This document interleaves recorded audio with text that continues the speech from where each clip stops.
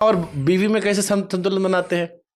क्योंकि हम लोग जो अपने गांव देहात में देखे हैं, मेंटेलिटी अगर अच्छे ढंग से होगी तो कोई संतुलन बनाने की जरूरत नहीं है। परिवार के हिस्सा है, आपका सुख दुख उनका सुख दुख है, यहाँ पे तो दिक्कत नहीं होगा। और मेंटेलिटी मैच नहीं होगी ना तो संतुलन बनाते में जिंदगी का संतुलन खराब हो जाएगा। कभी फैमिली से संतुलन बनाओ, माँ से संतुलन बनाओ, वाइफ से, मेंटेलिटी मैच हो गया टेंशन नहीं। माँ की भूमिका कितनी बड़ी? क्योंकि माँ को लेकर मैंने आपको बहुत कहते हुए सुना, और एक आपका बड़ा फेमस कोट मुझे अच्छा लगता है जिसमें आपने कहा था कि पिता पढ़ा लिखा हो तो ऐसा हो सकता है बेटे अनपढ़ हो जाए, लेकिन अगर माँ पढ़ी लिखी है तो कभी औलाद जो है वो अनपढ़ नहीं होगी। आपको थोड़ा बताइए ना माँ के बारे में। अपनी मम्मी को आप दिल्ली दिखाने लाए, आप बढ़िया आदर्श बेटे हैं, लोग बता दे। शादी के बाद भी खान सर दिल्ली अपनी माता जी को दिखाने लाए हैं, और हम सब कामना करते हैं वो स्वस्थ रहे, लंबी उम्र, सेहत अच्छी उनको मिले।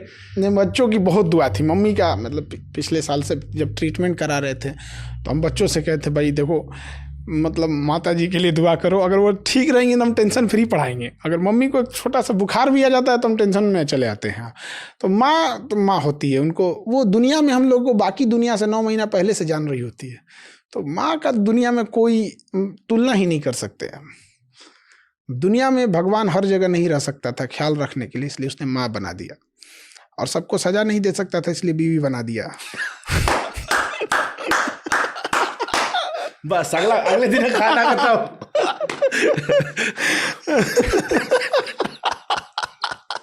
ये नहीं कटेगा और ये भाभी तक स्पेशली टैग होके पहुंचेगा। नहीं, हम लोग का भी कोई झगड़ा उगड़ा नहीं हुआ है। दूसरों के इतने झगड़ा सुलझाए हैं ना। कोई बात नहीं, लो बीपी हो तो बीवी के पास चले जाओ, हाई बीपी हो जाता है। हाँ। तो लो बीपी आपका चल रहा है, जाओ भी करे, ये क्लिप पहुंचने दो। वो पढ़ाई के दौरान हम लोग ऐसे बोल देते थे बच्चों को समझ में आने के लिए, लो बीपी हाई बीपी सब चीज़ों के लिए। बच्चों को समझाने के लिए बहुत पापड़ बेलना पड़ता है, तब जाके उनको समझ में आता है कि खान सर पढ़ाते हैं तो समझ में आ जाता है। तो दुनिया ने कामयाबी देखी है, पाँव के छाले नहीं देखे।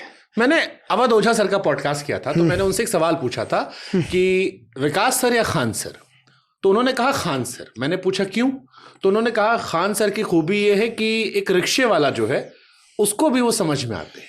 शिक्षा आपको कितनी आती है, उन्होंने कहा वो भी बहुत अच्छी टीचर है, बट वो पर्सनली आपको एडमायर कर रहे थे इस बात को लेकर कि वो व्यक्ति जो अशिक्षित भी